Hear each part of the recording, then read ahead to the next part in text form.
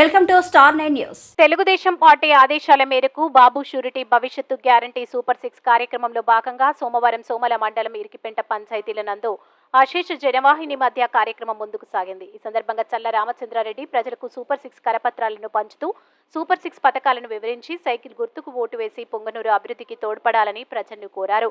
Telugu Desam party అధికారంలోకి వచ్చిన వెంటనే ప్రజలకు అందే సంక్షేమ పథకాల గురించి వివరించారు. ఈ కార్యక్రమంలో సోమల మండల తెలుగుదేశం పార్టీ నాయకులు, కార్యకర్తలు, జనసేన నాయకులు, కార్యకర్తలు పెద్ద ఎత్తున పాల్గొన్నారు.